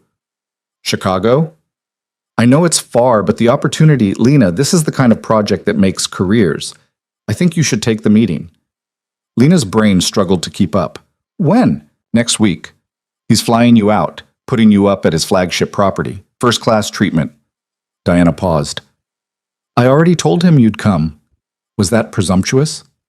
No, it's great, thank you. After she hung up, Lena sat staring at her phone. A major opportunity. Exactly what she'd been working toward. So why did it feel like running away? Her phone buzzed. Finally. But it wasn't Dante. It was Vincent. Mr. Moretti requests a meeting tomorrow, 2 p.m., Crimson Tower. Not a call, not even a message from Dante himself. A summons delivered through his driver. Lena's jaw tightened. She typed back, I'll be there. She showed up at 1:55 wearing her armor, black pants, white blouse, hair pulled back severe, professional, untouchable. The suite looked exactly as she'd left it, beautiful, empty. Dante was standing at the window when she arrived, his back to the door. He didn't turn immediately. Thank you for coming, he said. Your driver didn't make it sound optional. Now he turned. He looked tired, shadows under his eyes, tension in his shoulders, like he hadn't slept since the gala. Good, Lena thought viciously, then felt guilty for thinking it. I owe you an explanation, Dante said. You owe me more than that. His mouth tightened. You're right. Lena crossed her arms, waited. Dante moved to the bar, poured himself whiskey even though it was barely past lunch. Didn't offer her one. The call I got that night, he started. It was about a situation I'd been managing. A business associate who'd been making threats. Vincent informed me he'd shown up at the gala with intentions I couldn't ignore. What kind of threats? The kind that involve people I care about getting hurt. Dante's voice was flat, controlled. I had to handle it immediately. So you sent me home without a word. I sent you somewhere safe. You could have told me that. You could have taken 30 seconds to come back to the balcony and explain instead of texting me through your driver like I was an appointment to cancel. Dante flinched. You're right. And then you disappeared for 4 days. No call, no message, nothing. Lena's voice cracked despite her efforts. I don't even know what I thought. That I'd done something wrong. That you'd changed your mind. That I'd been an idiot for thinking this mattered to you. It matters. He set down the glass hard enough that whiskey sloshed. Lena, you matter more than anything has in years, and that terrifies me. So you ghosted me? I was protecting you. From what? From me. From my world. From... He stopped. Started again. That associate I mentioned? He knows about you now. He saw us together at the gala, and he made it very clear that anyone close to me is a potential target. The words hit like cold water. What does that mean? It means being with me puts you in danger, real danger, the kind that doesn't go away because I want it to. Dante's voice was rough. So I've been trying to figure out how to keep you safe while also not being able to imagine not seeing you again. Lena's anger wavered. And you came up with what? Cutting me off without explanation? I came up with sending you to Chicago. The room went very quiet. What? Lena whispered. The developer who contacted Diana, that's my associate in Chicago. I asked him to offer you the project. Dante met her eyes. It's a real job, a legitimate opportunity, but it's also 3 states away from here. From me. From anyone who might use you to get to me. Lena felt like she'd been punched. You're trying to send me away. I'm trying to keep you alive. By making decisions for me? By manipulating my career? Her voice rose. Did you think I wouldn't figure it out? That I'd just take the job and disappear and that would solve your problem? It would keep you safe. I don't need you to keep me safe. I need you to be honest with me. She was shouting now, past caring. You told me you were done calculating risk every time you cared about something. You said with me it could be different. Was that a lie? No. Dante crossed to her, stopped just out of reach. Lena, everything I said was true, but that was before I fully understood what being with me would cost you. Shouldn't I get to decide what I'm willing to pay? Not when the price might be your life. So what? You just make the choice for me. Ship me off to Chicago and tell yourself it's for my own good? If that's what keeps you breathing, yes. Lena laughed, sharp and bitter. You're a coward. Dante's jaw clenched. Maybe. You are. You'd rather push me away than risk actually being with someone, than risk them seeing all of you and choosing to stay anyway. You don't understand. Then explain it to me. Lena's voice broke. Tell me what happened that made you so convinced everyone you care about dies or leaves. Because I'm standing right here and I'm not running, and you're the one trying to send me away. Dante turned back to the window, silent. Lena waited, gave him the space to choose honesty or walls. Finally, he spoke. Her name was Elena. The name landed soft, careful. She was my mother's housekeeper's daughter. We grew up together. She was the first person who didn't care that I was a Moretti, who saw me instead of the name. His voice was distant, remembering.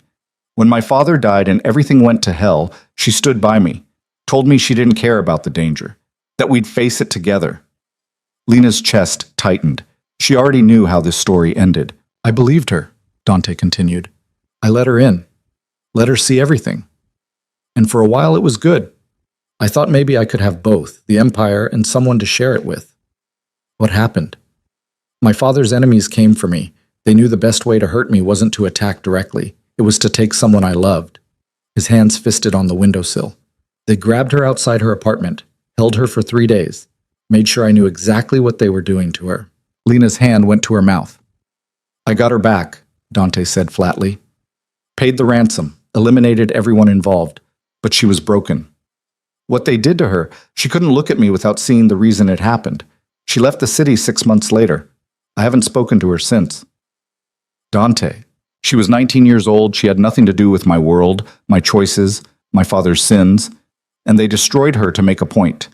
He finally turned around, and his eyes were devastated. So when I tell you I'm trying to protect you, I mean it. I can't watch that happen again. I won't. Lena crossed the space between them, took his face in her hands. I'm not her. I know. And you're not 17 anymore. You have power now, resources. You're not helpless. It doesn't matter. The threat is always there. Anyone close to me is vulnerable. Then we're careful. We're smart about it. Her thumbs traced his cheekbones. But you don't get to make my choices for me. If I want to stay, if I want to risk it, that's mine to decide. Lena, do you want me to go to Chicago? No. The word came out strangled. But I think you should. That's not what I asked. Do you want me to leave? Dante closed his eyes. No. Then stop trying to send me away. She pressed closer. I know what I'm risking. I'm not naive, but I'm also not going to run because you're scared. I'm not scared. You're terrified, and that's okay. But don't punish me for it. He opened his eyes. The gray was storm dark. If something happens to you, then we'll deal with it together. Lena's voice was steady. Sure, but I'm not going anywhere unless you tell me you don't want this, that I don't matter enough to fight for. You matter more than anything. Then fight for this. For us. The tension in his shoulders finally broke. He pulled her close, buried his face in her hair. I don't know how to do this without being terrified. You figure it out as you go, same as everything else. They stood like that for a long moment. Lena felt his heartbeat against her cheek, too fast, unsteady. I'm sorry, Dante said quietly, for shutting you out, for trying to make your decisions, for being an idiot. You are an idiot. I know. But you're my idiot. If you'll stop trying to send me to Chicago. His laugh was shaky. I'll call off the job offer. Good. Lena pulled back enough to see his face. And next time something dangerous happens, you tell me. You don't protect me by lying or disappearing. You trust me enough to handle the truth. Even if the truth is ugly? Especially then. Dante kissed her. Desperate. Grateful. Like she'd just pulled him back from an edge he'd been too close to falling over. When they broke apart, he rested his forehead against hers. I'm still going to worry. I know, but we're going to work on the difference between worry and control. That sounds like therapy talk. Maybe you need therapy. Probably. He smiled slightly. Will you come with me? To therapy? To dinner, tonight, tomorrow, as many nights as you'll give me. Lena pretended to consider. I might be busy. Lena. Fine. But you're buying. Always. They left the suite together. Took the elevator down in comfortable silence, hands linked. When they reached the lobby, Dante pulled her aside. There's something else I need to tell you. Lena's stomach dropped. What? The resort project, the one I've been developing upstate. It's having issues. Foundation problems, permit delays. I need to go up there next week to handle it personally. Okay. I want you to come with me. She blinked. To a construction site? To the resort. It's on a lake. Beautiful location. The main building needs interior design work eventually. I want your opinion on the space. He hesitated. And I don't want to be away from you for 3 days. That's very demanding. I know. You can say no.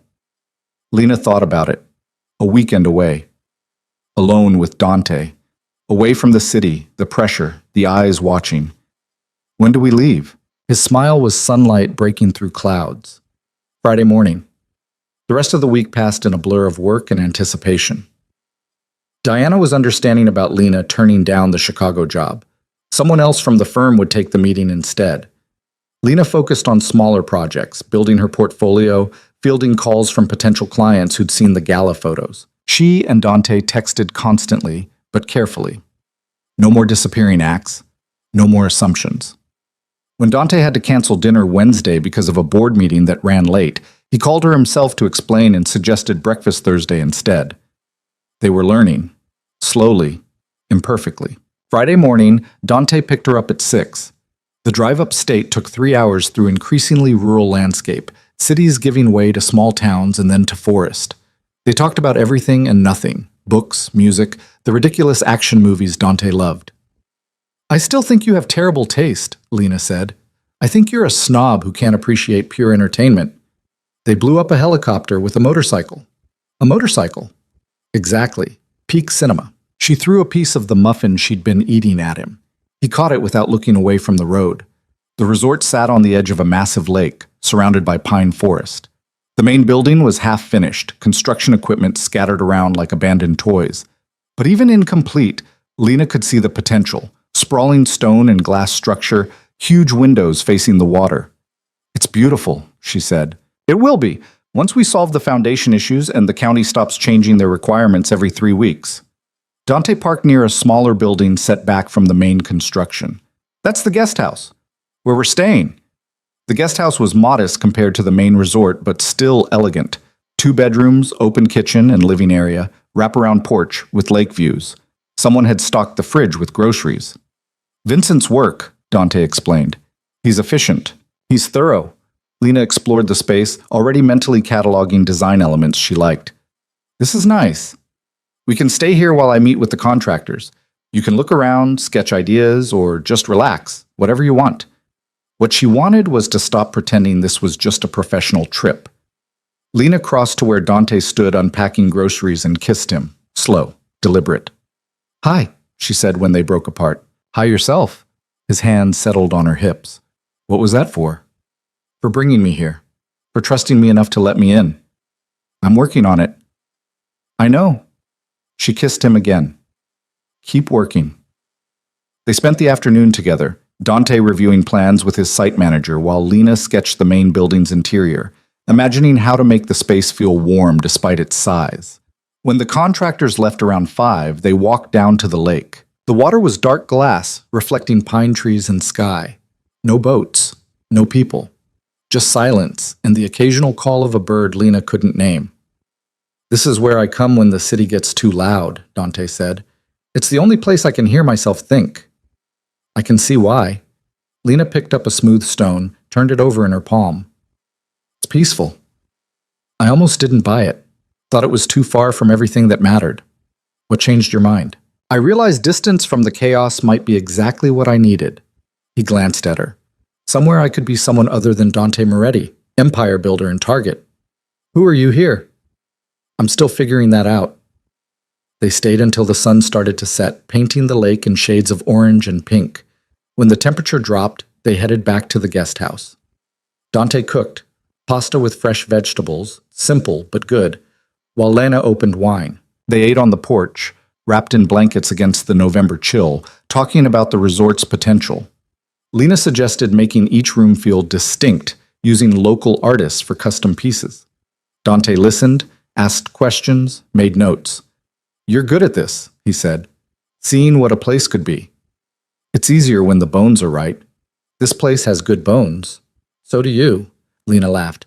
"Was that a compliment or a construction metaphor?" "Both." They cleaned up together, moving around the small kitchen in comfortable rhythm. When the dishes were done, Dante pulled her close. "Thank you for coming with me," he said. "Thank you for asking." "Lena," his voice was serious now, "I need to tell you something." Her stomach tightened. "Okay." "That situation I mentioned, the associate making threats. I eliminated the problem." "Eliminated how?" "Permanently." He held her gaze. "I want you to understand what that means, what I'm capable of when someone threatens what's mine." Lena's heart was pounding. This was the moment, the place where she could be horrified, could pull away, could see him as the dangerous man everyone warned her about. Instead, she said, "Did he deserve it?" Dante's eyes widened slightly. Whatever he'd expected, it wasn't that. He'd hurt people before. Would have hurt more, including you. His voice was careful. "So yes, I believe he deserved it." "Then I'm not going to judge you for protecting yourself, for protecting me. You should be afraid of me." "I'm not." She touched his face. "You want to know what I am? Grateful. Because you trusted me enough to tell me the truth instead of hiding it. Because you're not pretending to be someone you're not." "Lena." "I know who you are, Dante. I've known since that first night. And I'm choosing this anyway. Choosing you." He kissed her then, hard and desperate, and Lena felt something shift between them. A door opening, a wall coming down. When he pulled back, his eyes were bright. "I don't deserve you." "Probably not, but you're stuck with me anyway." They moved to the couch, tangled together under a blanket, watching the fire Dante had built in the stone fireplace. The silence was comfortable. Safe. "Tell me about your mother," Lena said quietly. "The real story, not the version you tell at business dinners." Dante was quiet for a long moment. Then, "She was beautiful and sad. She married my father for the wrong reasons, money, status, escape from her own family, and she spent 20 years regretting it." "Did she love you?" "In her way. But she loved escape more. Wine first, then pills, then whatever would make the reality of her choices disappear." His voice was flat, distant. "She died when I was 15. Overdose. My father called it an accident. I knew better." Lena's hand found his, squeezed. "I used to think if I'd been enough, if I'd been a better son, a less complicated child, she would have stayed, would have fought harder." Dante's jaw tightened. "Took me years to understand that her pain had nothing to do with me, that I couldn't have fixed her any more than she could fix herself." "I'm sorry." Don't be. She taught me something important. What? That love isn't enough if you don't love yourself first. That you can't build a life with someone who's running from their own. Lena shifted to face him. Is that what you think I'm doing? Running? No, you're the opposite. You face things head on even when it scares you. His hand traced her cheek. It's terrifying and beautiful and everything I didn't know I needed. You're getting sentimental in your old age. I'm 34. Ancient. He pulled her closer, laughing. Keep talking. See what happens. Is that a threat? It's a promise. They stayed like that until the fire burned low and the night pressed close against the windows. Eventually, Dante carried her to bed. His bed, not the guest room. And they fell asleep tangled together, her head on his chest, his arm around her waist. Lena woke sometime in the middle of the night to find Dante awake, watching her. Can't sleep? She whispered. Didn't want to miss this. Miss what? You. Here. Real. She kissed him softly. I'm not going anywhere. Promise? Promise. He held her tighter, and Lena felt the last of his walls crumble. Whatever happened next, whatever threats or complications or dangers his world held, they'd face it together. In the morning, they'd go back to reality. But for now, in this quiet place far from everything, they had each other. And that was enough. Morning came too soon, cold light filtering through the curtains. Lena woke wrapped around Dante like she'd been doing it for years instead of hours. His breathing was steady, one hand still resting on her hip even in sleep. She studied his face in the early light, the sharp features that could turn cold as winter were softer now. Younger. Like the weight he carried had lifted temporarily. His eyes opened, caught her watching. Creepy, he murmured, voice rough with sleep. You were watching me last night. That's different. How? I'm allowed. You're beautiful when you sleep. And you're a liar when you wake up. But she was smiling. They stayed in bed longer than they should have, talking in low voices about nothing important. Dante's phone buzzed repeatedly on the nightstand. He ignored it until the fifth call. I have to take this, he said, rolling away reluctantly. Contractors. Lena watched him pace the bedroom in just his pants, barking instructions in Italian. She understood maybe 3 words, but the tone was universal. Fix it now or find new employment. When he hung up, his expression was dark. Problem? She asked. The permits came through, but now the county's demanding additional environmental surveys. Another 3-week delay minimum. He scrubbed a hand through his hair. This project has been nothing but obstacles. Is it worth it? All the headaches? Dante looked out the window at the lake, silent for a moment. I bought this place 2 years ago. Everyone told me it was too remote, too complicated, but I kept thinking about having somewhere that was mine. Not my father's legacy or the family business, just mine. So yes, Lena said quietly. It's worth it. Yeah. He turned back to her. You hungry? I make decent pancakes. They spent the morning in domestic simplicity that felt surreal given everything else. Dante did make decent pancakes. Lena cleaned up while he fielded more calls. Around noon, they drove to the main building so Dante could meet with the site manager. Lena wandered through the skeleton of the resort, imagining it finished. The bones were magnificent, soaring ceilings, massive windows, natural stone that would age beautifully. She took photos, made notes, sketched quick ideas in her notebook. She was so absorbed she didn't hear Dante approach until he spoke. What are you thinking? She turned. He'd shed his jacket, rolled up his sleeves. There was something about seeing him like this, hands-on, engaged with the work, that made her chest tight. I'm thinking you could make this lobby feel like a forest. Bring the outside in. Natural materials, living walls, light that changes with the seasons. She showed him her sketch. People should walk in and feel like they've entered somewhere wild but safe. Dante studied the drawing. How much would that cost? A lot. But it would be worth it. This place shouldn't try to dominate nature. It should complement it. You're right. He handed back the notebook. When this opens, I want you to design it. Not Diana's firm. You. Your own contract. Lena's heart jumped. Dante, I'm serious. You're ready, and I trust your vision more than anyone's. That's a huge project. So, hire help. Build a team. I'll front the capital if you need it. His eyes were steady. Sure. I'm not offering because we're together. I'm offering because you're the best person for this. She wanted to argue, to point out all the ways it could complicate things. But looking at his face, she knew he meant it. This wasn't nepotism or favoritism, it was belief. Okay, she said, but I want a real contract, market rates, no special treatment. Deal. He smiled, though I reserve the right to be a demanding client. You're already a demanding client. Then nothing changes. They spent another hour walking the property. Dante showed her the planned cabin sites, the future spa location, the trail system that would wind through the forest. His enthusiasm was contagious, and Lena found herself caught up in it, seeing the vision taking shape. By late afternoon, dark clouds had rolled in, turning the sky steel gray. Thunder rumbled in the distance. We should head back, Dante said, eyeing the weather. They made it to the guest house just as the first drops hit. Within minutes, it was a downpour. Sheets of rain hammering the roof, wind rattling the windows. The temperature dropped fast. Dante built another fire while Lena made coffee. They settled on the couch, watching the storm turn the lake choppy and wild. I love this, Lena said. Being somewhere the weather actually matters.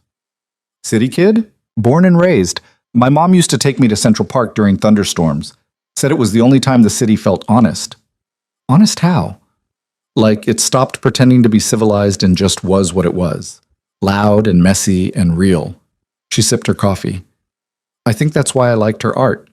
She painted the city the way it felt, not the way it looked. Do you have any of her paintings? A few.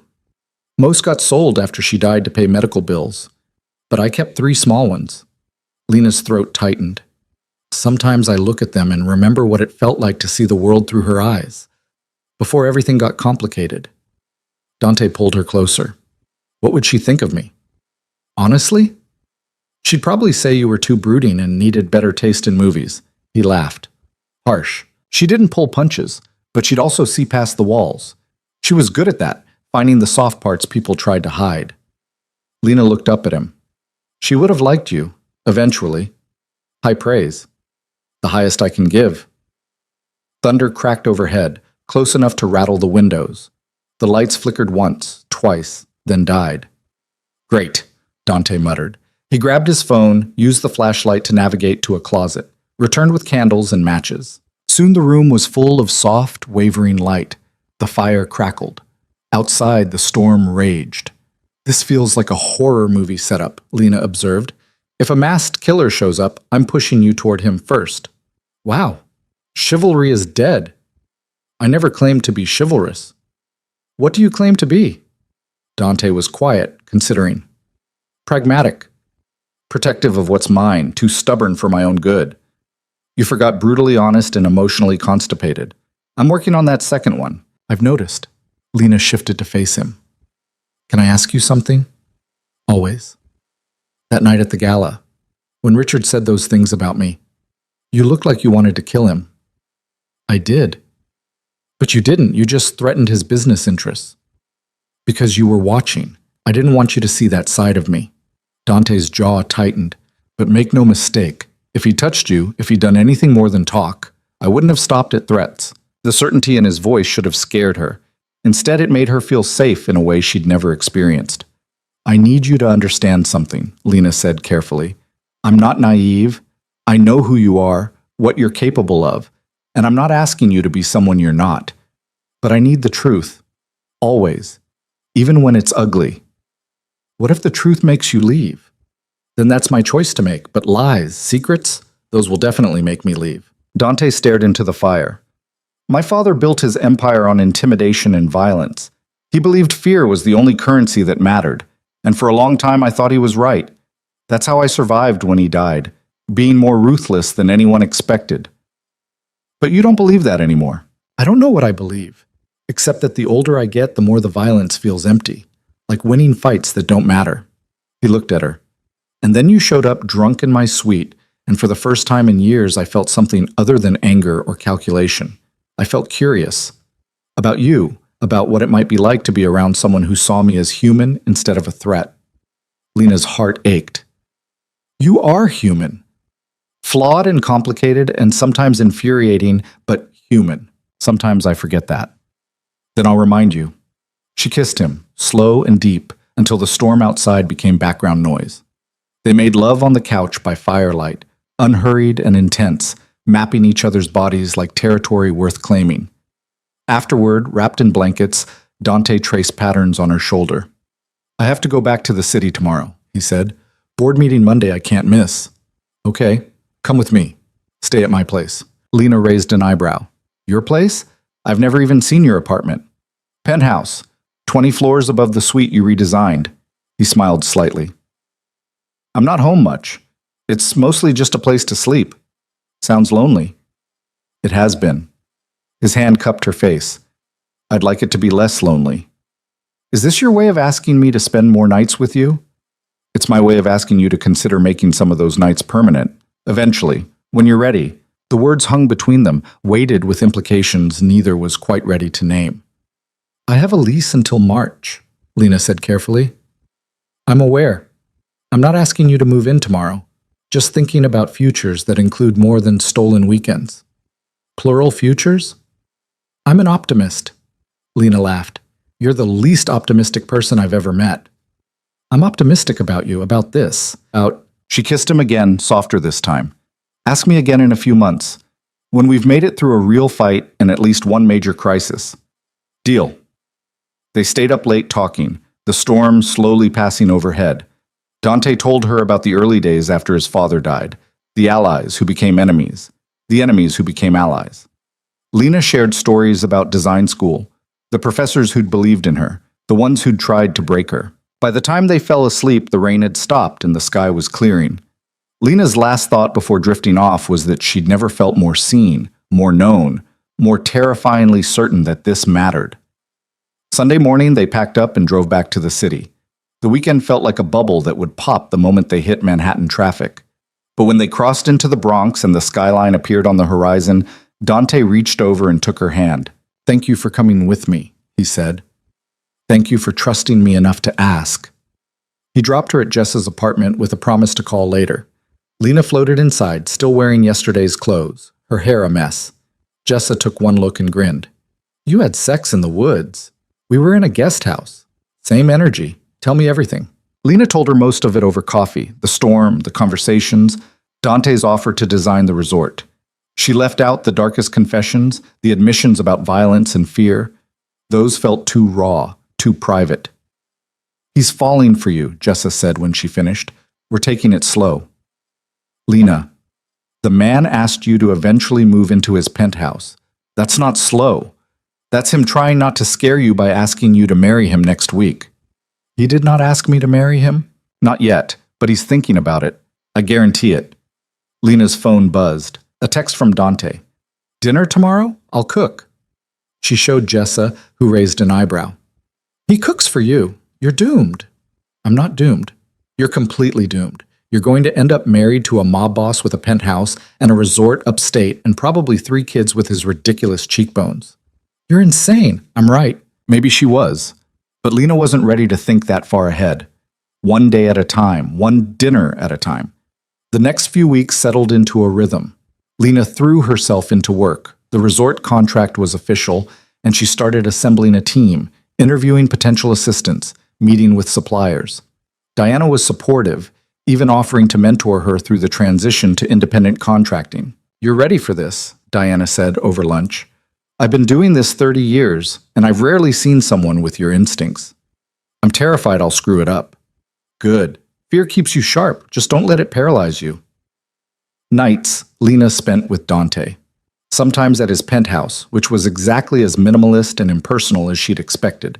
Sometimes at Jessa's, where Dante looked hilariously out of place on the worn couch eating takeout.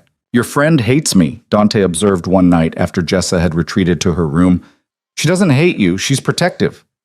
She glares at me. She glares at everyone. It's her resting face." But Jessa was slowly warming up. Lena caught her laughing at one of Dante's dry comments about city politics. Saw her nod approvingly when he did the dishes without being asked. "Okay," Jessa admitted later. "He's not terrible." High praise. Don't let it go to your head, or his. In early December, Dante had to fly to Miami for business. He asked Lena to come, but she had client meetings she couldn't reschedule. He left on a Wednesday, promising to be back by Friday. Thursday night, Lena's phone rang at 11. Dante's name on the screen. Hey, she answered. How's Miami? Silence. Then, I need you to do something for me. His voice was wrong, too controlled. What's wrong? Nothing. Everything's fine. But I need you to go to Vincent's apartment tomorrow morning. He'll drive you to a location I'm texting you right now. Stay there until I come get you. Lena's stomach dropped. Dante, you're scaring me. I'm being careful. There's a situation here that might have implications back home. I'm handling it, but until I do, I need you somewhere safe. What kind of situation? The kind I can't discuss on the phone. Please, Lena, trust me. She wanted to argue, demand answers, but the edge in his voice stopped her. Okay, I'll go to Vincent's. Thank you. He exhaled shakily. I'll explain everything when I'm back, I promise. Dante? I love you. The words hit like lightning. He'd never said them before. What?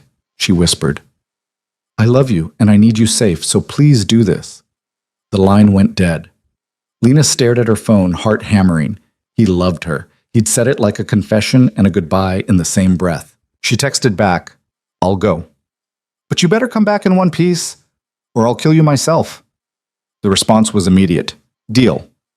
Then another message with an address in Westchester, followed by, Vincent will pick you up at 7 a.m., pack for 3 days. Lena barely slept. She threw clothes in a bag, texted Jessa that she'd be gone for a few days, and was ready when Vincent arrived at 7 sharp. He didn't explain anything, just drove north in silence, occasionally checking his mirrors like he expected to be followed. The safe house was a cottage on a private estate, surrounded by woods, beautiful and isolated. Mr. Moretti will call when it's clear to return, Vincent said, handing her a phone. Don't use your regular cell. Don't contact anyone except him on this line. Vincent, what's happening? His expression softened slightly. He's protecting you. That's all you need to know. Then he was gone, and Lena was alone in a strange house with no answers and a burner phone. She lasted 4 hours before the anxiety became unbearable. The burner phone rang at 2. Are you okay? Dante asked immediately. I'm fine. Bored and terrified, but fine. Are you okay? I'm handling it. He sounded exhausted. I'm sorry for scaring you. Then explain what's happening. Dante was quiet for a long moment. One of my father's old enemies resurfaced. He's been making moves in Miami, trying to rebuild power. I came down here to negotiate a truce. It didn't go well. How not well? He threatened to come after everyone close to me if I didn't back off some territory disputes. Mentioned you by name. Lena's blood went cold. How does he know about me? Photos from the gala got published in a society column. He's been watching. Dante's voice hardened, but he won't be watching anymore. What did you do? What I had to keep you safe. Lena closed her eyes. She didn't ask for details, didn't want to know exactly how permanent Dante's solutions were. When can I come home? She asked instead. Tomorrow. I'll pick you up myself. I miss you. I miss you too. His voice softened, and I meant what I said last night. I know. Her throat was tight. I love you too. In case that wasn't clear. She heard him exhale. It's clear now. They talked for another hour, about nothing and everything. Dante told her about Miami's humidity, the terrible coffee at his hotel. Lena described the cottage, the view of winter bare trees through the windows. When they finally hung up, Lena felt steadier. Whatever this life with Dante meant, the danger, the complications, the constantly looking over their shoulders, she was choosing it, choosing him. Dante arrived the next afternoon driving himself, no Vincent in sight. He looked exhausted, shadows under his eyes, tension in every line of his body. Lena met him at the door. Didn't ask questions, just pulled him inside and held him while he shook with something that might have been relief or delayed fear. I'm okay, he said into her hair. We're okay. I know. The threat's gone. Permanently. Okay. You're not going to ask what I did? No. Lena pulled back to look at him. Because I trust that you did what you needed to, and because I meant what I said, I love you. All of you. Even the parts that scare me. Dante's eyes were bright. How did I get this lucky? You stumbled into the wrong room and found someone too stubborn to run. Best mistake I ever made. They drove back to the city as the sun set, painting the sky in shades of orange and purple. Dante kept one hand on her thigh the whole drive, like he needed the physical reassurance she was real. At his penthouse, he finally relaxed. They ordered food, watched a terrible action movie Dante loved, fell asleep tangled together on his enormous bed. In the middle of the night, Lena woke to find him awake again, watching her. "You do this a lot," she murmured. "I like making sure you're real." "I'm real, and I'm not going anywhere." "Promise?" "I already did. At the lake, remember?" "Say it again." "I'm not going anywhere, Dante. You're stuck with me." He kissed her forehead, her cheeks, her mouth. "Good. Because I'm planning a future with you in it, and it would really inconvenience me if you left." "Romantic. I'm working on it." Lena laughed, but her chest felt full, heavy with something that might have been fear or might have been hope. Probably both. Either way, she was in too deep to turn back now. The weeks after Miami were different, quieter in some ways, louder in others. Dante didn't disappear anymore, didn't hide behind walls or carefully controlled distance. He was just there, present in a way that felt both ordinary and miraculous. They fell into rhythms. Coffee together in the mornings when Lena stayed over, which was most nights now. Dante working from home more often, his office door open so they could talk between meetings.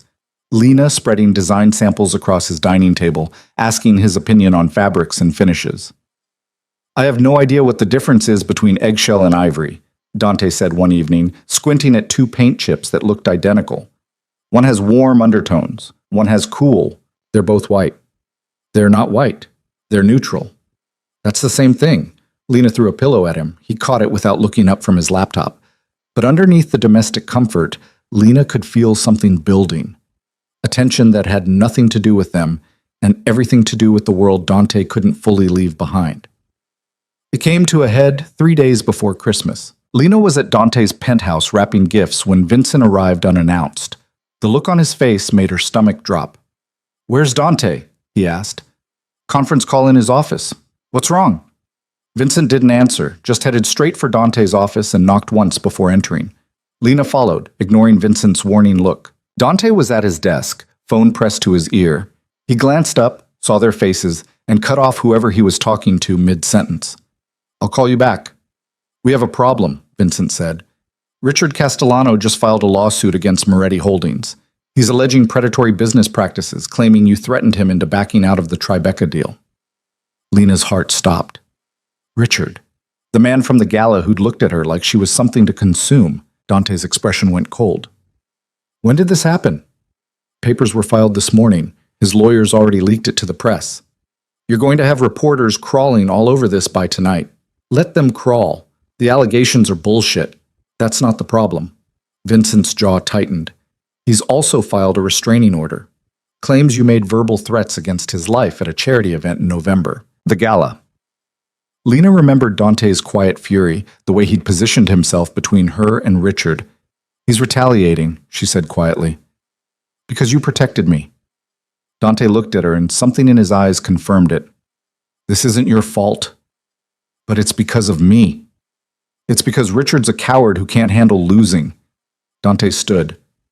"Vincent, get Marcus on the phone. I want our legal team all over this." "Already done. But Dante..." Vincent hesitated. "There's more. He's claiming the threats were witnessed by multiple people. He's going to subpoena guest lists, try to find anyone who'll corroborate." "No one will." "Maybe not willingly, but under oath. People get nervous." Lena's mind was racing. She'd been there. She'd seen the confrontation. If Richard's lawyers found out she was Dante's girlfriend, they'd twist it. Make it look like Dante was violent, possessive, dangerous, which he was, but not the way they'd paint it. "What do we do?" she asked. Dante's eyes met hers. "You do nothing. This is my problem. It's our problem if they drag me into it." "They won't.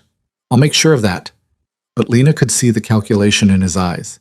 He was already planning how to protect her, which likely meant distancing her from the situation entirely. "Don't," she said firmly. "Don't even think about pushing me away again." "Lena, no, we're past that. You said we face things together." Vincent cleared his throat. "I'll give you 2 a minute." He left, closing the door behind him. Dante crossed to her, his hands settling on her shoulders. If they connect you to this, it becomes ammunition. Richard will use you to paint me as unstable. So we get ahead of it. We tell the truth. The truth is that I did threaten him. I told him I'd destroy his business if he spoke to you that way again. Dante's voice was tight. That's not a great look in court. The truth is also that he sexually harassed me and you defended me. That's not a crime. In my world, everything can be made to look like a crime if the right lawyer spins it. Lena stepped back, needing space to think. What does your legal team say? That we settle quietly, pay Richard off to make it go away. And you don't want to do that. I don't reward men who threaten what's mine. There it was again. That possessive edge that should have bothered her, but instead made her feel safe. Claimed. Then we fight it, Lena said.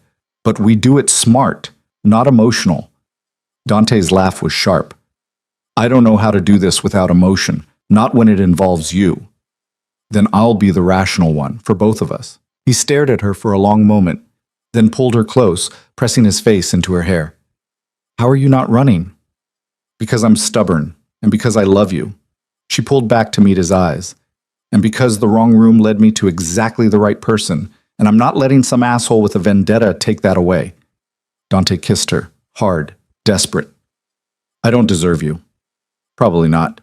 But here we are. The lawsuit became public knowledge by that evening, exactly as Vincent predicted. Lena's phone exploded with messages from friends, colleagues, people she barely knew, asking if she'd heard about Dante Moretti's legal troubles. She ignored most of them, called Diana instead. I saw the news, Diana said carefully. Are you okay? I'm fine. It's complicated, but we're handling it. Lena, I need to ask, is any of this going to impact the resort project? Lena's chest tightened. She'd been so focused on Dante, she hadn't considered the professional fallout. I don't know. Why? Because I have investors asking questions, wondering if being associated with Moretti Holdings is a liability right now. Diana sighed. I'm not saying I believe the allegations, but perception matters in this business. Are you asking me to step away from the project? I'm asking if you've thought about how this affects your career. You're just starting out. Getting tangled up in Dante's legal issues could hurt you. The words landed like a punch, because Diana was right. This could destroy her reputation before she'd even built one. I'll think about it, Lena said quietly. After she hung up, she sat on Dante's couch staring at nothing. The smart move was obvious. Distance herself professionally. Keep the relationship private until the lawsuit resolved. Protect her career. But doing that felt like betraying him, like proving that when things got hard, she'd choose safety over loyalty. Dante found her there an hour later, still staring into space. Vincent told me Diana called, he said, sitting beside her. Word travels fast in your organization. He worries. About both of us. Dante took her hand. What did she say? Lena told him, watched his expression shudder. She's right, he said when she finished. You should step back, at least publicly. I don't want to. Lena, this is your career, your future. I won't let my mess destroy that. It's not your mess. It's Richard being vindictive. Doesn't matter whose fault it is. The damage is the same. He squeezed her hand. Take the safe path. I'll understand. And that was the problem. He would understand. Would probably expect it. Because in his experience, people left when things got dangerous. Lena thought about her mother, about the paintings she'd sold to pay bills, the ones she'd kept because they mattered more than money. About the lesson in those choices, that some things were worth protecting even when it cost you. No, she said firmly. Dante blinked. No, I'm not stepping back. Not from the project, not from you, not from any of this. She turned to face him fully. You want to know why? Because I'm tired of making safe choices that leave me empty. Marcus was safe. My job at Diana's firm was safe. And none of it made me happy. This could ruin you. Or it could prove I'm strong enough to build something that matters. With someone who matters. She touched his face. I'm not naive. I know this is hard. But I'd rather fight for something real than play it safe and regret it. Dante's eyes were bright. You're insane. Probably. But I'm your insane. He kissed her, slow and thorough and full of something that felt like gratitude and desperation mixed together. Okay, he said against her mouth. We fight together. The legal battle was brutal. Richard's lawyers were aggressive, filing motion after motion. requesting documents, scheduling depositions. Dante's team countered hard, digging into Richard's business practices, finding evidence of actual predatory behavior. Lena gave her deposition in early January, sat in a sterile conference room while Richard's lawyer tried to make her relationship with Dante sound sordid and transactional. Isn't it true, Ms. Hart, that Mr. Moretti hired you for a lucrative design contract shortly after you began a romantic relationship? He hired me before we were involved, Lena said evenly, based on my portfolio and qualifications. How convenient. And the resort project? Another lucrative contract with your boyfriend's company? A contract I earned. You can review my designs and credentials if you'd like to verify my competence. The lawyer smiled, cold. I'm not questioning your competence. I'm questioning your judgment. Dating a man with known ties to organized crime, alleged ties, Dante's lawyer interjected, and irrelevant to this case. But the damage was done. By the time Lena left the deposition, she felt scraped raw. Dante was waiting in the hallway, Vincent beside him. How bad? Dante asked. They're trying to make me look like a gold digger sleeping her way to success. His jaw clenched. I'll destroy him. No, you'll let your lawyers handle it legally. Lena grabbed his arm. Promise me. No more threats, no more making this worse. He called you a gold digger. He called me a lot of things. I don't care. I know the truth. Dante looked like he wanted to argue, but he nodded. Okay, legal channels only. The case dragged through February. Lena threw herself into work, partly as distraction, partly to prove she deserved every opportunity she'd been given. The resort designs were coming together beautifully. She'd hired 2 assistants, both talented and hungry. Diana had stopped asking about the lawsuit, which Lena took as tacit approval to continue. In early March, Dante's lawyers found the break they needed. Evidence that Richard had been embezzling from his own company, using shell corporations to hide assets. Nothing to do with the lawsuit, but enough to shift leverage. He'll drop the case, Dante's lead attorney predicted. Once we threaten to expose this, he'll settle quietly. She was right. 2 days later, Richard's lawyers filed to dismiss. No admission of wrongdoing from either side. Just a quiet ending to a loud battle. Dante called Lena from his lawyer's office. It's over. Really over. Really over. Richard's backing off everything. The lawsuit, the restraining order, all of it. Lena sat down hard on her apartment floor. She'd been packing. Her lease was ending in 2 weeks, and she'd been avoiding thinking about where she'd go next. Are you okay? Dante asked. I'm fine, just relieved. Me too. He paused. Where are you? My apartment? Packing? I'm coming over. He showed up 30 minutes later with champagne and Thai food. They ate on her floor, surrounded by boxes, toasting the end of the nightmare. I have a question, Dante said as they finished the pad Thai. Okay. Your lease ends in 2 weeks. It does. And you've been avoiding talking about where you're going next. Lena set down her container. I've been busy. You've been avoiding. He shifted to face her. Move in with me. Her heart jumped. Dante, I know we said we'd wait, but we've been through hell together and come out the other side. I don't want to spend another night wondering where you are or if you're safe. His hand found hers.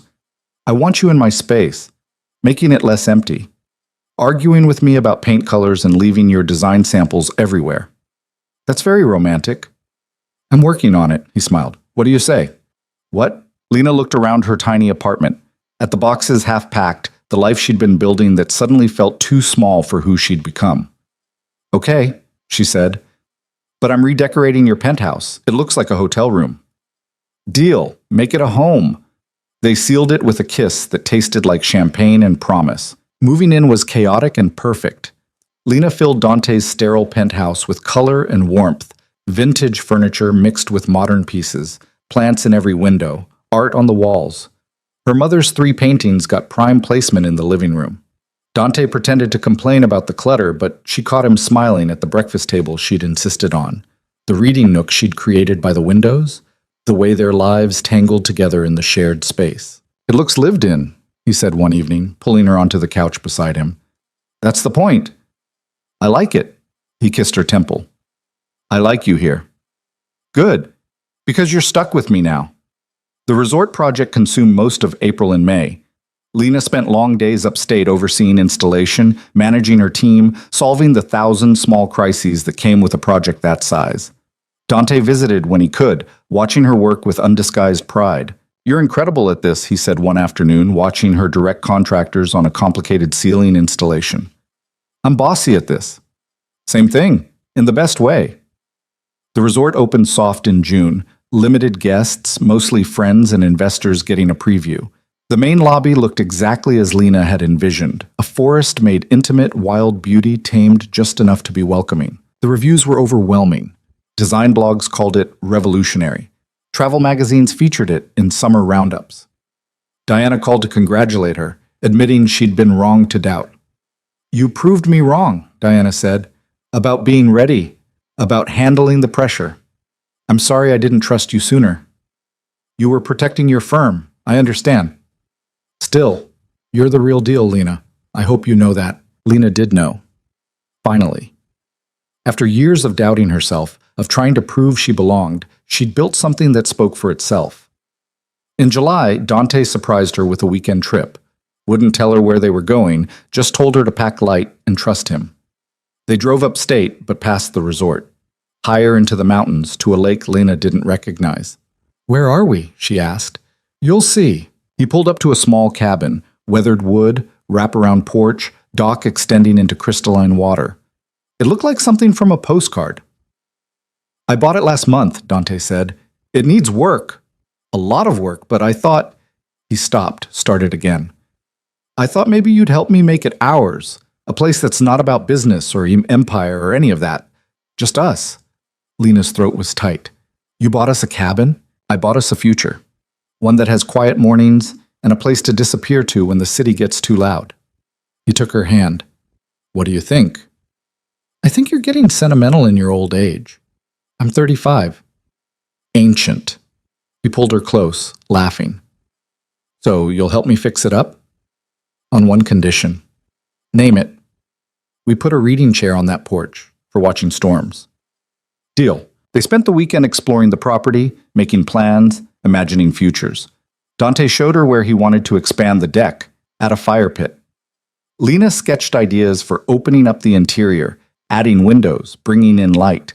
On their last night, they sat on the dock watching the sun set over the water. Dante had been quiet all evening, his hand never leaving hers. "I need to tell you something," he said finally. Lena's stomach tightened. "Okay, that night. The night you stumbled into my room. I'd been sitting in the dark for hours before you arrived, thinking about my father, about Elena, about all the ways I'd failed people who mattered." He stared at the water. "I'd actually been thinking about walking away, from the business, from the city, from everything." "Dante, then you showed up, drunk and devastated and completely, beautifully human. And something in me shifted, like maybe I could be human too. Maybe I didn't have to be the Moretti heir or the feared businessman. Maybe I could just be someone capable of helping a stranger who needed it." Lena's eyes burned. "You saved me that night too. You just didn't know it. I know it now." He turned to face her fully. "You walked into the wrong room and gave me a reason to stay, to fight, to believe I could be more than my father's legacy. You are more, so much more." Dante reached into his pocket, pulled out a small box. Lena's heart stopped. "I'm not good at this," he said, opening it to reveal a simple ring, vintage setting, single diamond, elegant without being ostentatious. "And I'm probably doing it wrong, but I know that I want every morning to start with you, every problem to be ours together, every future I imagine has you in it.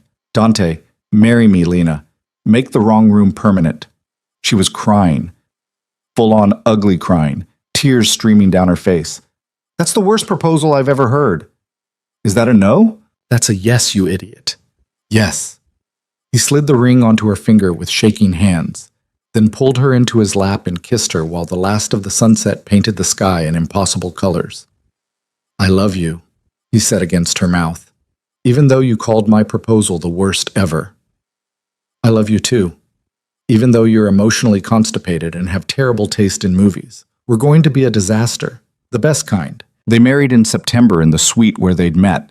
Just close friends, Jessa, Vincent, Diana, a handful of others who mattered. The ceremony was simple. Dante cried, which shocked everyone, including himself. Lena laughed through her vows. The reception was at the resort, the space she'd designed filled with people celebrating love that had started with a mistake and become inevitable. To wrong doors and right people, Jessa toasted, grinning at them both. To second chances, Vincent added. To building something beautiful from chaos, Diana said, raising her glass. Dante pulled Lena close, his hand settling at her waist in that claiming gesture she'd come to love. To my wife, he said quietly, just for her. Who saw past the walls and stayed anyway. To my husband, Lena replied, who protected a drunk stranger and somehow became my home. They kissed while their friends cheered, and Lena thought about all the moments that had led here. The betrayal that sent her to the wrong floor. The storm that kept her there. The courage it took to keep choosing each other when it would have been easier to walk away. A year later, Lena stood in the presidential suite at the Crimson Tower, studying the plaque Dante had insisted on installing by the door. It read, "The Heart Suite in elegant script, a tribute to the woman who'd transformed not just the room, but the man who owned it." "You're going to make me cry again," she said, touching the letters. "That's the plan." Dante wrapped his arms around her from behind. "I want everyone who stays here to know that this room changed my life. It's just a room. It's the room where I found you, where I learned that wrong turns can lead to exactly where you need to be." He turned her to face him. "And where I'm asking you to take one more leap with me." "What kind of leap?" He placed her hand on her stomach. "The kind that involves tiny humans and sleepless nights, and me having absolutely no idea what I'm doing." Lena's breath caught. She'd suspected for a week, but hadn't been ready to say it out loud. "You know, Vincent told me you asked him to buy prenatal vitamins last week. He's terrible at keeping secrets." "I'm going to kill Vincent." "Don't. He's going to be the godfather." Lena laughed and cried simultaneously. "We're having a baby." "We're having a baby." Dante's voice was full of wonder and terror. "I'm going to be terrible at this." "Probably, but you'll figure it out, same as everything else.